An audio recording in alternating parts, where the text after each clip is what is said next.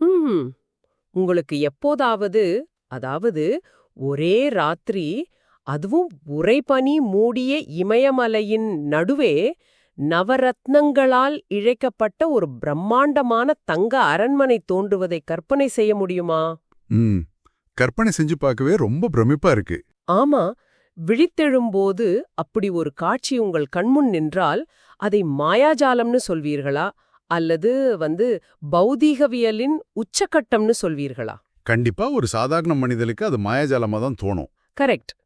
இன்னைக்கு நாம அலசப் போறது 1861ஆம் ஆண்டு நடந்ததாக கூறப்படும் ஒரு விசித்திரமான வரலாற்றுப் பதிவைத்தான்.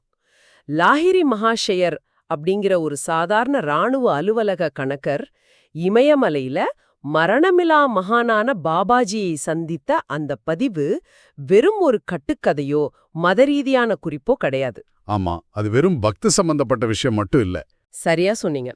மனித மனம் எப்படி செயல்படுகிறது, பருப்பொருள் அதாவது மேட்டர் அப்படின்னு உண்மையிலேயே என்ன, நவீன குவாண்டம் இயற்பியல் இன்னைக்கு சொல்றத பல நூற்றாண்டுகளுக்கு முன்பே ஒரு யோகி எப்படி செயல்படுத்தினார் அப்படிங்கறத இந்த பதிவுல இருந்து நாம பிரித்தெடுத்த போறோம். இந்த ஆழமான தேடலுக்குள்ள நேரா நுழையலாம். இந்த தரவுகள் உண்மையிலே மனித கற்பனையின் எல்லைகளை உடைக்கின்றன அப்படின்னு தான் சொல்லணும். நீங்கள் குறிப்பிடும் அந்த 1861ஆம் ஆண்டு சம்பவம் நாம் வாழும் இந்த உலகத்தின் அடிப்படை இயற்பியல் விதிகளை முற்றிலும் வேறொரு கோணத்துல பார்க்க வைக்குது. ஓ, வேறு கோணம் வா? அறிவியல் ரீதியாகவா சொல்றீங்களா? ஆமா, ஒரு மனிதனின் எண்ணம் எப்படி இயற்பியல் தன்மையுள்ள ஒரு பொருளாக உருமாறுகிறது அப்படிங்கிற நுட்பமான அறிவியல் இதுல அடங்கியிருக்கு. அதான், கதையின் தொடக்கமே ஒரு பெரிய முரண்பாட்டோடு தான் ஆரம்பிக்குது. தானாப்போரில் பணியாற்றி வரும் 33 வயதான லாஹிரி மகாசேயருக்கு திடீரென்னு ஒரு தந்தி வருது. அவர் ராணிகேத்துக்கு மாற்றப்படுகிறார். இது ஒரு சாதாரண அலுவலக நடைமுறை போலதான் வெளியில தெரியுது. ஆனா அதுதான் இல்ல. இமயமலையின் துரோண்கிரி மலையில் அவர் பாபாஜியை சந்திக்கும்போது அந்த இடமாற்றத்திற்கு தானே காரணம் என்று பாபாஜி சொல்றாரு. ஒரு யோகியின் மனம் எப்படி 500 மைல்களுக்கு அப்பால் இருக்கும் ஒரு அலுவலக மேலாளரின் மூளையை இயக்கி இந்த உத்தரவை பிறப்பிக்கச் செய்ய முடியும்? இது ரொம்ப முக்கியமான கேள்வி. ஒரு மனிதரின் சுதந்திர விருப்பத்தை, அதாவது ஃப்ரீவில் மீறி அவர் மனதுக்குள் நுழைந்து ஒரு எண்ணத்தை விதைப்பது அப்படிங்கிறது ஒரு ஹேக்கர் கணினிக்குள் நுழைந்து ஃபயர்வால் பாதுகாப்பை உடைப்பதற்கு சமம் அல்லவா? இது எப்படி சாத்தியம்? அந்த ஹேக்கர் ஒப்புமை மிகச்சரியானது. மனிதர்களின் மனதையே ஒரு பிராட்காஸ்டிங் ஸ்டேஷன், அதாவது ஒரு ஒளிபரப்பு நிலையம் என்று பாபாஜி வர்ணிக்கிறார். நாம் ஒவ்வொருவரும் நமது எண்ணங்கள் அனைத்தும் நமக்கே சொந்தமானது, நாமே சுயமாக சிந்திக்கிறோம் அப்படின்னு நம்பிக்கொண்டிருக்கிறோம். ஆனா அது உண்மை இல்லையா? இல்ல. உளவியல் ரீதியாகவும் சரி, யோக அறிவியலின்படியும் சரி, மனித மனம் என்பது பிரபஞ்சத்தில் மிதக்கும் பல்வேறு அதிர்வலைகளை ஈர்க்கும் ஒரு ஆண்டனா மட்டுமே. பாபாஜி லாஹிரியின் மேலதிகாரியின் மனதை வற்புறுத்தி எல்லாம் மாற்றல. ஓ, அப்போ அவர் மனசு கண்ட்ரோல் பண்ணலையா? இல்லவே இல்ல. அவர் பிரபஞ்ச உணர்வோடு ஒன்றிணைந்து அந்த மேலதிகாரியின் மனம் எந்த அலைவரிசையில் இயங்குகிறதோ அதே அலைவரிசையில் ஒரு நுட்பமான எண்ணத்தை மட்டும் உள்ளே செலுத்துகிறார். அது அந்த அதிகாரிக்கு தன் சொந்த முடிவாகவே படுது. அதாவது மேலதிகாரி அந்த எண்ணத்தை தன் சொந்த சிந்தனை என்றே நம்புகிறார். எவ்வளோ ஆச்சரியமான விஷயம்! ஆமா, ஆனா மலை உச்சியில் நடக்கும் அடுத்த நிகழ்வு அதைவிட ரொம்ப ஆச்சரியமானது. கரெக்ட். லாஹிரி மலை உச்சிக்கு சென்றதும் ஒரு குரல் அவரை கூப்பிடுது. அங்கே தாமிர நிற கேசமும் அவரை போன்றே தோற்றமும் கொண்ட இளமையான பாபாஜிய பாக்குறார். அந்த இடத்துல பாபாஜி முதல்ல இந்தியில பேசிட்டு திடீர்னு ஆங்கிலத்துல பைபிளில் உள்ள கிறிஸ்துவின் வாக்கியங்களை மேற்கோள் காட்டுறாரு. ஆமா, லாஹிரிக்கு எதுவும் புரியாம குழம்பி நெய்க்கும்போது பாபாஜி அவர் நெற்றியில் மெதுவாக தொடுகிறார். அவ்வளவுதான், மூளையில் ஒரு அற்புத மின்னோட்டம் பாய்ந்து முற்பிறவி நினைவுகள் எல்லாம் அருவியாக கொட்டுது. 30 வருடங்களாக லாஹிரியின் கம்பளத்தையும் அவர் தண்ணீர் குடித்த பித்தளை கிண்ணத்தையும் பத்திரமாக வைத்திருக்கிறேன் என்று பாபாஜி சொல்றாரு. அந்த காந்த ஸ்பரிசம் ரொம்ப முக்கியமானது. எனக்கு ஒரு சந்தேகம். மூளை என்பது வெறும் சதைப்பிண்டம் என்றால் நெற்றியில் தொட்டவுடன் எப்படி முற்பிறவி நினைவுகள் வெடித்து கிளம்புகின்றன? நினைவுகள் எங்கே சேமித்து வைக்கப்படுகின்றன? இது நம் நவீன அறிவியலின் மிகப்பெரிய கேள்விகளில் ஒன்று. நினைவுகள் வெறும் மூளை செல்களில் மட்டுமே பதிவாகின்றன என்றால் மரணத்தோடு அவை அழிந்துவிட வேண்டும். ஆனா பண்டைய தத்துவங்களின்படி மனிதனுக்கு பருவுடல் மட்டுமல்லாது காரண உடல் என்ற ஒன்றும் இருக்கு. காரண உடல், அதாவது காசல் பாடின்னு சொல்லுவாங்களே, அதானா? கரெக்ட். அதுதான் ஆன்மாவின் ஹார்ட் டிரைவ். கடந்தகால கர்ம விளைகள், ஆசைகள், நினைவுகள் அனைத்தும் அந்த சூட்சும உடலில் பதிவாகி இருக்கும். பாபாஜி லாஹிரியின் நெற்றியில் செய்த அந்த ஸ்பரிசம் ஒரு என்கிரிப்ட் செய்யப்பட்ட ஃபைலை திறப்பதற்கான பாஸ்வேர்டு போன்றது. வாவ், பாஸ்வேர்ட் மாதிரி. சூப்பர் உதாரணம். ஆமா, அந்த சிறு காந்த ஸ்பரிசம் லாகரின் மூளையில் உள்ள தடைகளை உடைத்து சூட்சும உடலில் இருந்த முற்பிறவி தரவுகளை நேரடியாக டவுன்லோட் செய்ய உதவியிருக்கு. அந்த நினைவுகள் திரும்பிய பிறகுதான் கதையின் மிகப்பெரிய உச்சக்கட்டமே நிகழ்கிறது. முற்பிறவியின் நிறைவுகள் வந்ததும் லாகரிக்கு ஒரு குறிப்பிட்ட ஆசை மட்டும் நிறைவேறாமல் இருப்பது தெரிய வருது. அந்த ஆசையை நிறைவேற்றத்தான் அந்த பெரிய அற்புதமே நடக்குது. ஆமா, அன்று நள்ளிரவில் பாபாஜியின் சீடர் ஒருவர் லாகிரியை எழுப்பி ஒரு காட்டு வழியே அழைத்து செல்கிறார். அங்கே இமயமலையின் நடுவே நவரத்னங்களால் இழைக்கப்பட்ட வைரங்களும் மரகதங்களும் மின்னும் ஒரு பிரம்மாண்டமான தங்க அரண்மனை நிற்கிறது. ரோஜாக்களின் மணமும் சாம்பிராணியின் சுகந்தமும் வீசுகிறது. இது சாதாரணமா படிக்கிறப்போ ஒரு மாயக்கது மாதிரி தோணும். கண்டிப்பா. குவாண்டம் இயற்பியல் என்று சாதாரணமா ஒரு வார்த்தையை சொல்லிட்டு போறது ரொம்ப எளிது. பருப்பொருள் என்பது வெறும் அணுக்களின் சேர்க்கைதான், அது நிரந்தரமானது அல்ல அப்படிங்கிறத நாம் அறிவியல் மூலம் அறிவோம். ஆனா ஒரு யோகி தன் இச்சா சக்தியால் அண்டவெளியின் மூல அணுக்களை ஒன்றிணைத்து கண்கூடாக பார்க்கக்கூடிய ஒரு அரண்மனையை உருவாக்க முடியுமா? ஒரு 3D பிரிண்டர் மாதிரி செயல்பட்டிருக்கார் பாபாஜி. அதான், வாசம் வீசக்கூடிய ஒரு அரண்மனைய 3D பிரிண்ட் செய்வது போல எப்படி உருவாக்க முடியும்?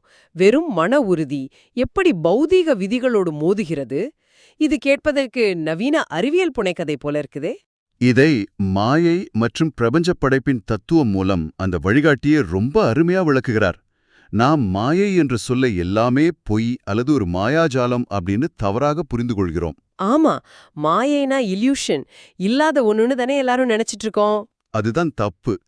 பாரதத்தின் வைசேஷிகம் மற்றும் நியாயம் போன்ற தத்துவங்கள் அணுக்களை பிரபஞ்சத்தின் அடிப்படை பொருளாக பார்க்கின்றன. மாயை என்பதன் உண்மையான அர்த்தம் அளவிடுதல் அல்லது அளவற்ற ஒன்றை ஒரு குறிப்பிட்ட வடிவத்திற்குள் கொண்டு வருவது என்பதாகும். இந்த முழு பிரபஞ்சமும் இறைவனுடைய எண்ணத்தின் வெளிப்பாடுதான். அதாவது இறைவனோட கனவு உலகத்துல நம்ம இருக்கோம்னு சொல்றீங்களா? சரியா சொன்னீங்க. நீங்கள் கனவு காணும்போது உங்கள் மனதிற்குள்ளேயே மனிதர்களையும் பொருட்களையும் படைக்கிறீர்கள் இல்லையா?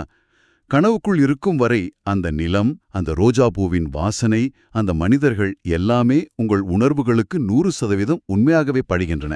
ஒரு நிமிஷம். கனவு என்பது மூளைக்குள் நடக்கும் ஒரு தனிப்பட்ட ரசாயன மாற்றம். ஆனா அந்த அரண்மனையில் லாஹிரியும் அந்த சீடரும் ஒன்றாக நடக்கிறாங்களே. மறுநாள் காலை பாபாஜி ஒரு வெற்று மண்பாண்டத்தை கொடுக்கிறார். லாஹிரி அதிலிருந்து நெய்யாலான சூடான பூரிகளையும் இனிப்பையும் எடுத்து சாப்பிடுகிறார்.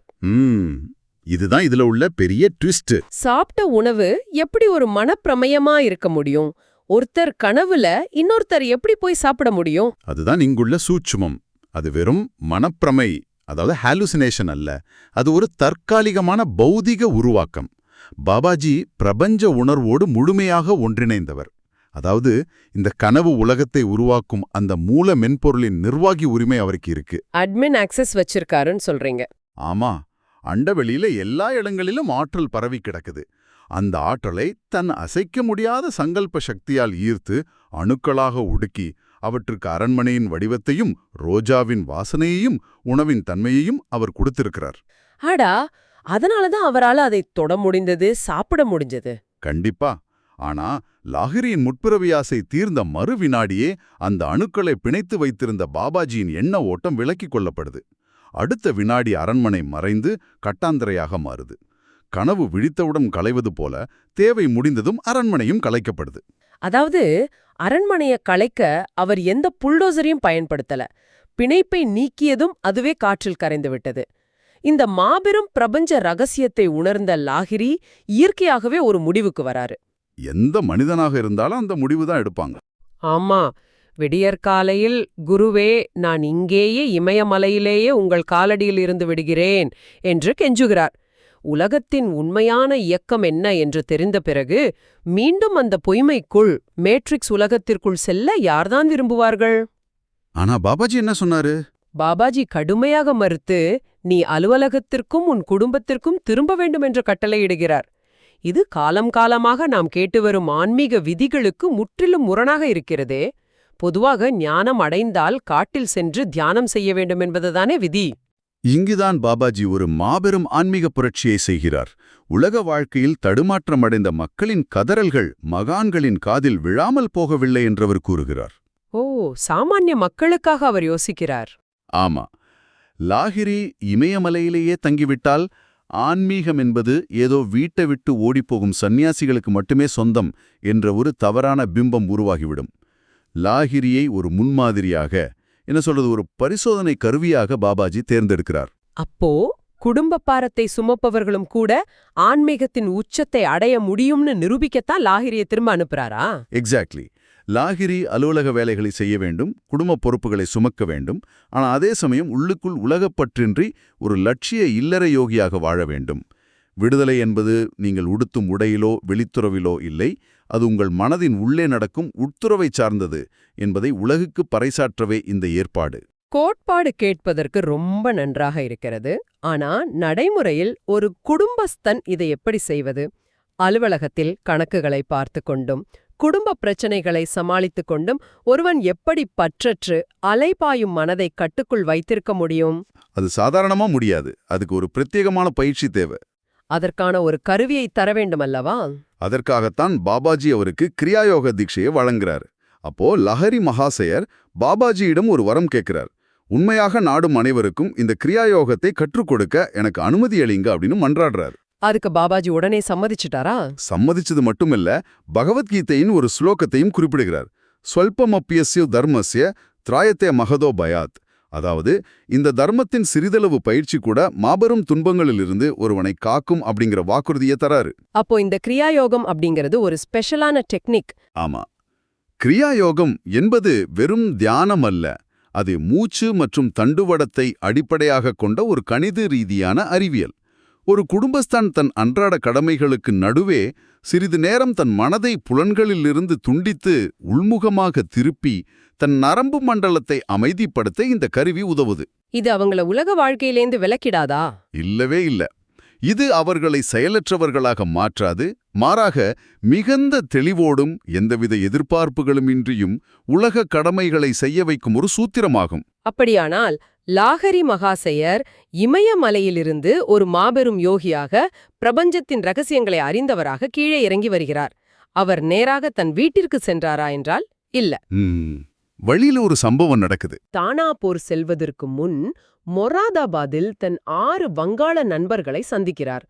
அப்போது நடக்கும் சம்பவம் மிகவும் நகைச்சுவையாகவும் அதே சமயம் மனித இயல்பின் பலவீனத்தை காட்டுவதாக இருக்கிறது.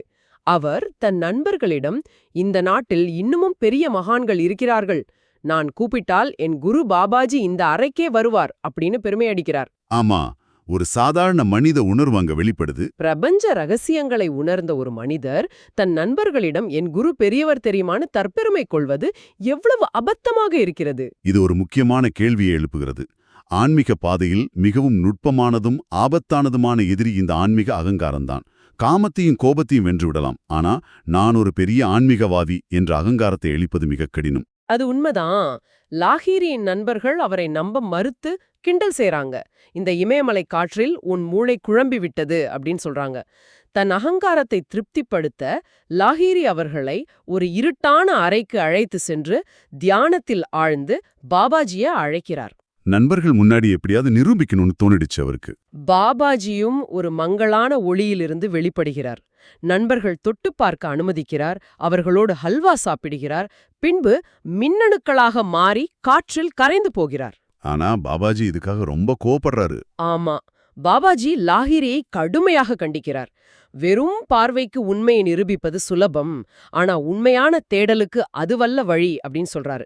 இந்த அற்ப விஷயத்திற்காகவா என்னை அழைத்தாய் என்று கேட்டுவிட்டு, இனிமேல் கூப்பிடும்போதெல்லாம் வரமாட்டேன், உனக்கு உண்மையாக தேவைப்படும் போது மட்டுமே வருவேன் அப்படின்னு ஒரு கடுமையான எச்சரிக்கையை கொடுக்கறாரு. இது ரொம்ப நியாயமான ஒரு விஷயம். எனக்கு ஒரு கேள்வி. ஒருவேளை பாபாஜி இதுபோல எல்லோர் முன்னிலையிலும் தோன்றி அணுக்களை களைத்து மாயமாக மறைந்து காட்டிவிட்டால் ஒட்டுமொத்த மனித குலமும் ஆன்மீகத்தை எளிதாக நம்பிவிடுமே. ஏன் இந்த சாமர்த்தியங்களை ரகசியமாக வைத்திருக்க வேண்டும்? ஏனென்றால் வெறும் பார்வைக்கு உண்மையை நிரூபிப்பது ஆன்மீகத்தின் நோக்கம் அல்ல. பாபாஜி மிக தெளிவாக சொல்றாரு, கண்ணால் பார்க்கும் பொழுது நம்புவது சுலபம், ஆன்மாவை ஆழ்ந்து தேட அவசியமில்லை அப்படின்னு. அற்புதங்களையும் வித்தைகளையும் காட்டி மனிதர்களை ஈர்த்தால் மக்கள் அந்த வித்தைகளைத்தான் வழிபடுவார்களே தவிர தங்களுக்குள்ளிருக்கும் அந்த பிரபஞ்ச உண்மையை தேட மாட்டார்கள். ஓ, அது ஒரு மேஜிக் ஷோ மாதிரி ஆகிடும்னு சொல்றீங்க. கண்டிப்பா அது ஒரு கேளிக்கை விடுதி போலாகிவிடும். உண்மையான தேடல் என்பது வெளியே நடக்கும் வித்தைகளை பார்ப்பதில் இல்லை, உள்நோக்கி பயணிப்பதில் தான் இருக்கு. உண்மையான ஆன்மீக முன்னேற்றம் என்பது அதிசயங்களை நிகழ்த்துவதில் இல்லை அப்படிங்கறத நிரூபிக்க லாகிரி மகாசேயரே இன்னொரு சம்பவத்தையும் குறிப்பிடுகிறார். அது அலகாபாத் கும்பமேளாவில் நடந்த நிகழ்வுதானே? ஆமா, அந்த சம்பவம் ஒரு பெரிய திறப்பை கொடுக்குது. கும்பமேளாவில் பல சாதுக்கள் வந்திருக்காங்க. லாகிரி அங்கே ஒரு விபூதி பூசிய சந்நியாசியை பார்த்ததும் இவன் ஒரு வேஷக்காரன் அப்படின்னு மனதிற்குள் எடை போடுகிறார். அந்த எண்ணம் எழுந்த மறுகணமே அவர் பாபாஜியை காண்கிறார். ஆனா பாபாஜி அங்கே என்ன செய்து கொண்டிருக்கிறார் அப்படிங்கறதுதான் ஆச்சரியம்.